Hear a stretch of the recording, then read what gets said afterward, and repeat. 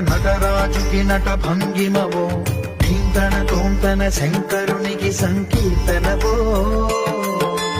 ఈశ్వరుడే అనునిత్యం తనలో తలచుకునే ఓంకారమువో శివ హృదయం కరిగించే ఆ పంచాక్షరివో నీ మదిలో